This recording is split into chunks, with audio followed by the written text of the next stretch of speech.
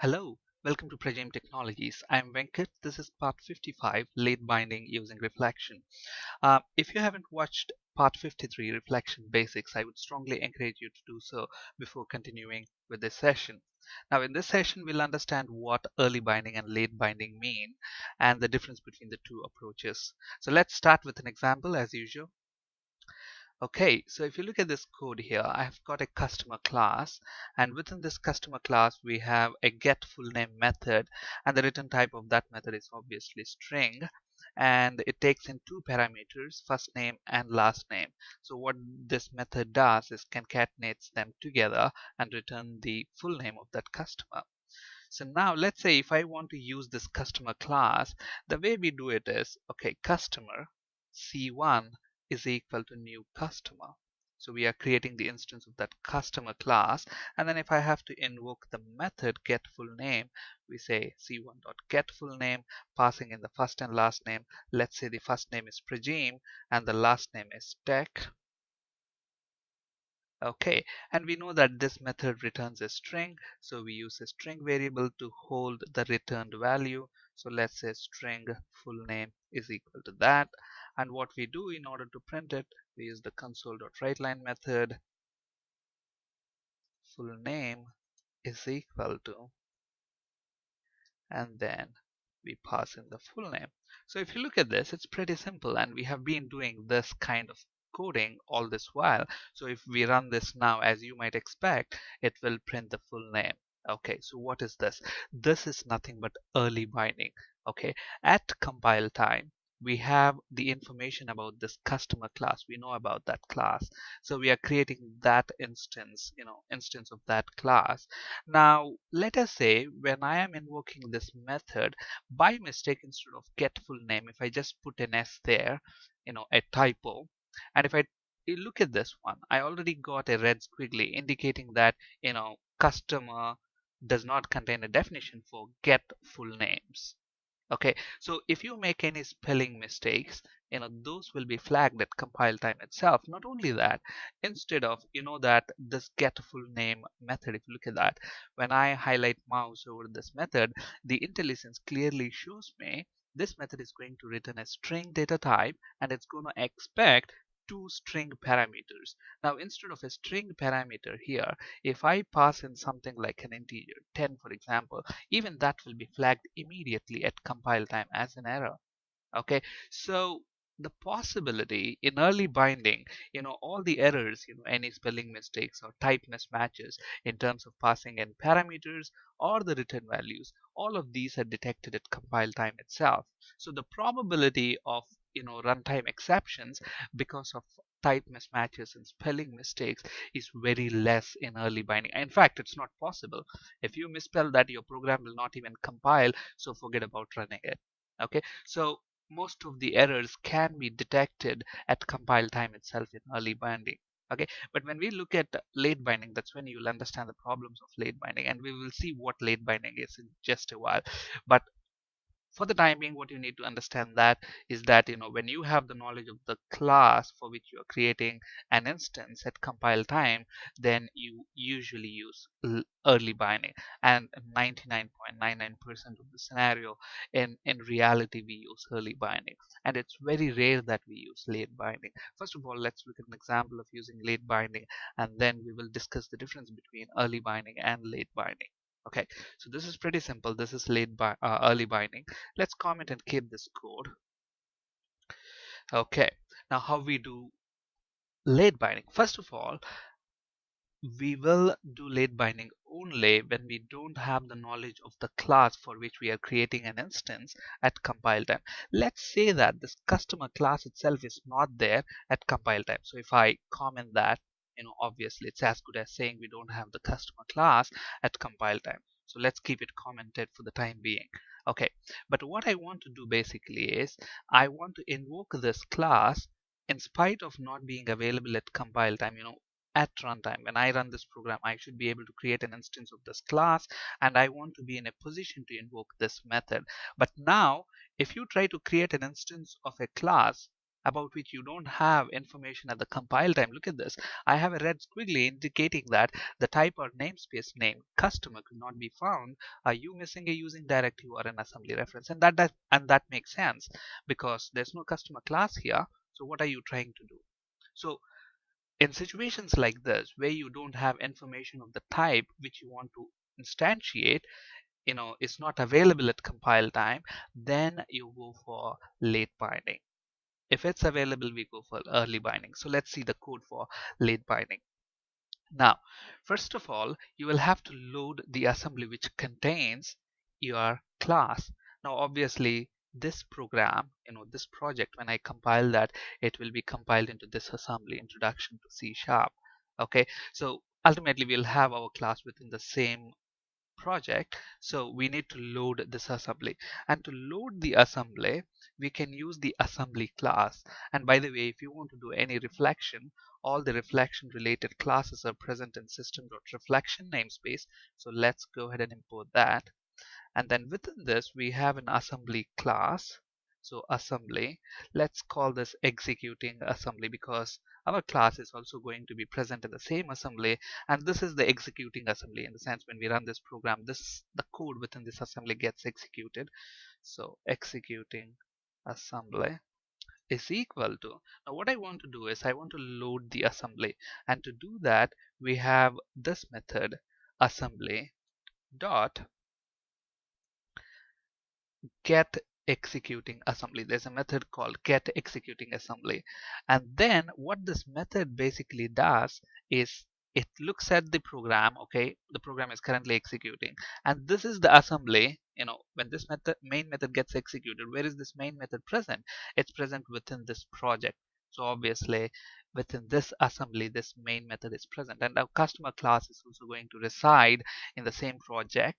So we are loading the current executing assembly. Okay, so once I have the executing assembly, within this assembly, we have two types, in the sense two classes. What are they? Main class and customer class. But what we want to do here, we want to load the customer class and instantiate that dynamically at runtime. So we need to get the type information about that customer class.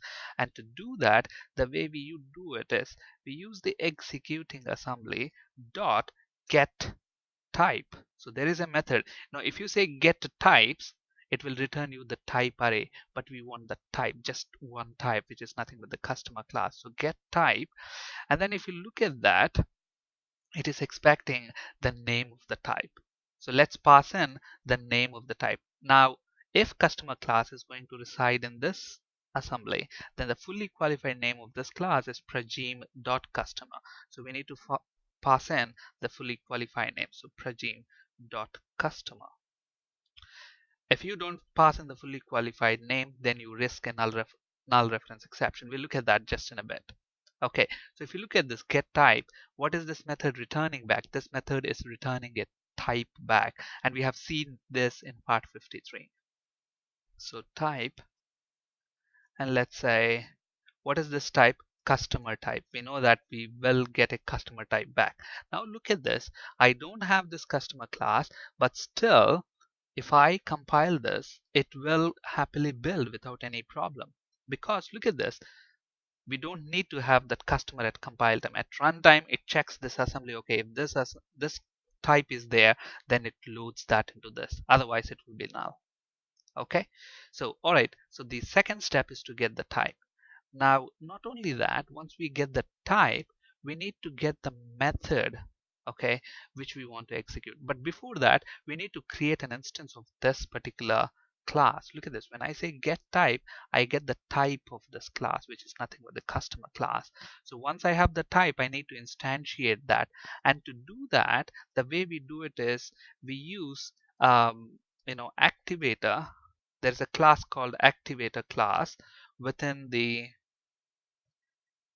system namespace activator dot, there is a method called create instance, and this method, okay, we want to create an instance of this customer type. So we pass in the customer type, and this method will create an instance for us. Look at that, that returns an object back. because you don't know the type at the time being, so you have to use the object type. So we will call this object customer instance is equal to create instance. So we got the customer instance, we have the customer type, we have the customer instance. The next thing to do is to get the method information that we want to execute. We know that the customer class is going to contain get full name method, so we want to get the information about that method. And to do that, you can use the customer, because the method is present in the customer class, okay, customer type. So on that type you can say customer type, not instance. So customer type dot get method. Look at that.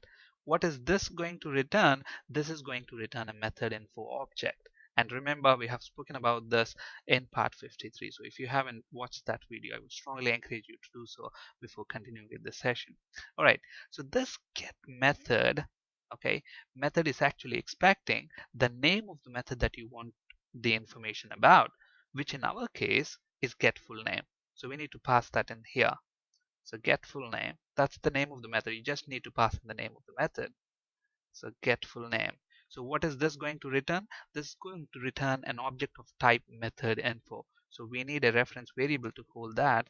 So method info, and let's call this as, just to give it a meaningful name, get full name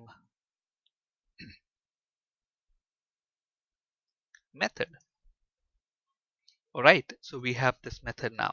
So we have got the instance of the object, we have the method itself that we want to invoke, but there is another thing that we need to do before we actually invoke this method. What is that? This method actually expects two parameters, first name and last name. So we need to create those parameters as well. And if you look at the parameter types, they are string types. Okay, so let's create a string array to hold both of these parameters. And to do that, let's create a string array and let's call that as parameters is equal to new string array. And since the size is 2, I mean we have two parameters, let's make the size as 2, and parameters of 0. Okay, that's the first name parameter. So you can pass in your first name there. Maybe the first name I want it as Prajim. And similarly, we want to pass in the second parameter, and maybe we'll call this technologies. All right. So we have the parameters, we have the method that we want to invoke, and we have an instance. Why we need an instance? Because this method is an instance method and not a static method. If it's a static method, we might not require the instance. We might just require the type.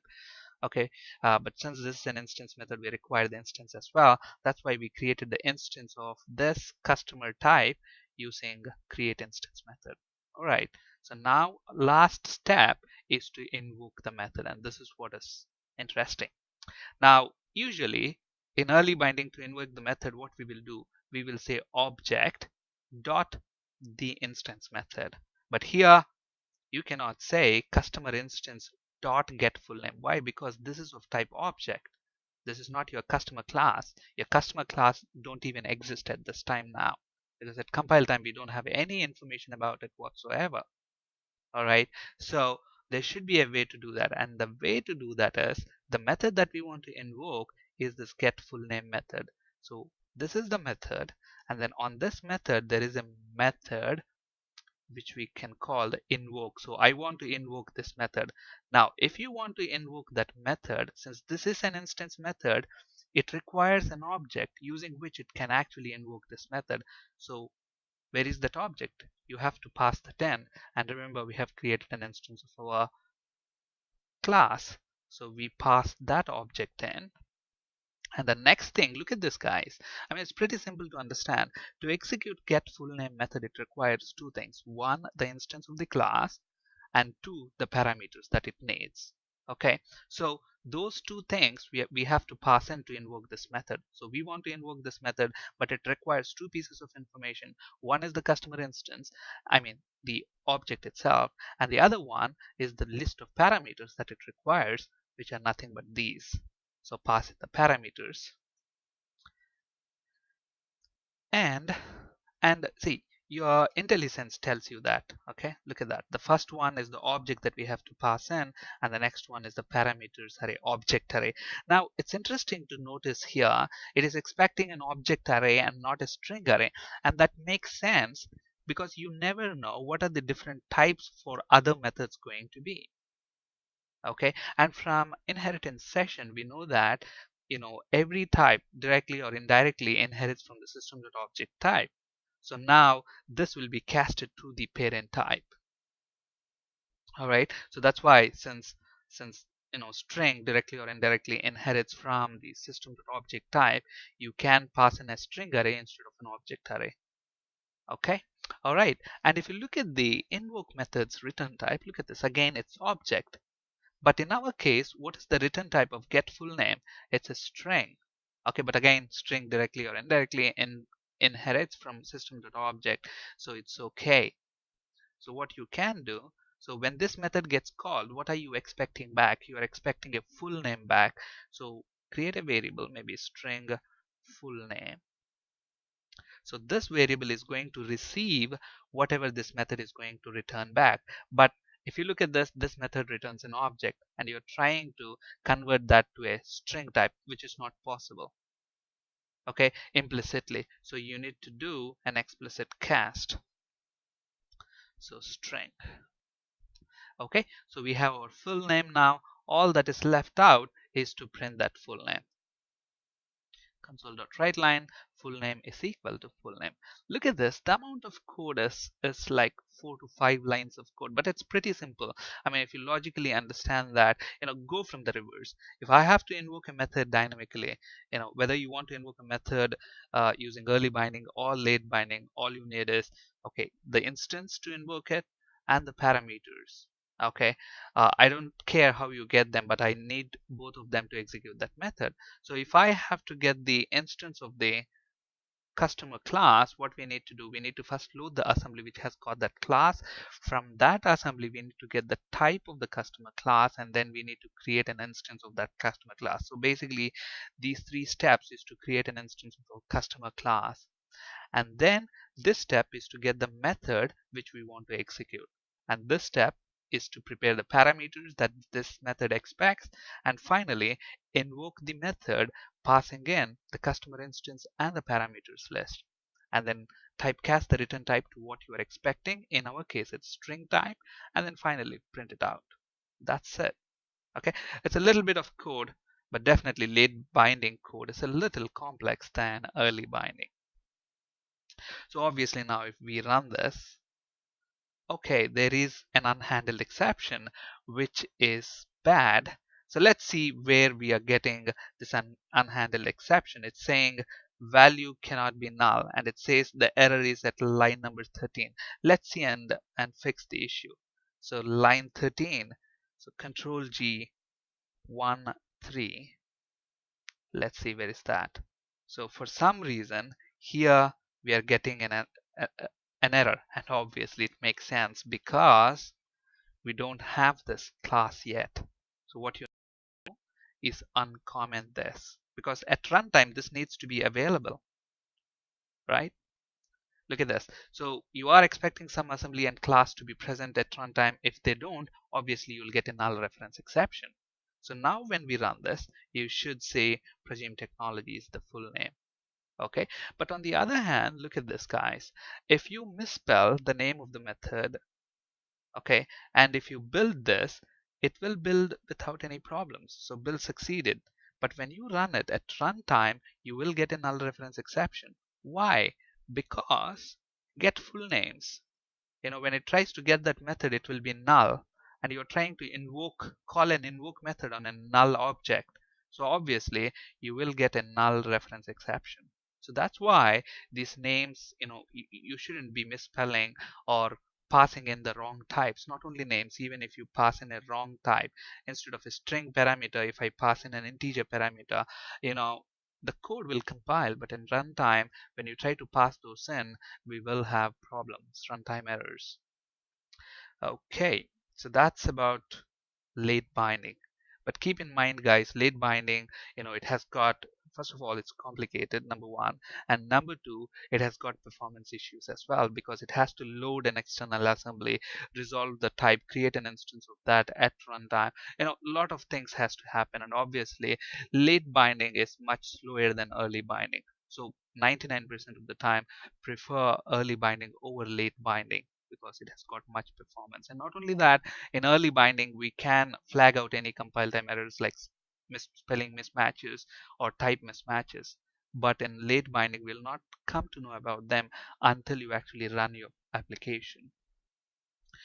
So if you look at the code for early binding on the slide, you can 3 lines, and it's pretty simple and straightforward. But late binding has got significant amount of work to be done. And if you look at the differences between early binding and late binding, early binding can flag errors at compile time. With late binding there is a risk of runtime exceptions. Early binding is much better for performance and should always be preferred over late binding. Use late binding only when working with objects that are not available at compile time. All right, on this slide you can find resources for ASP.NET and C# interview questions. That's it for today. Thank you for listening. Have a great day.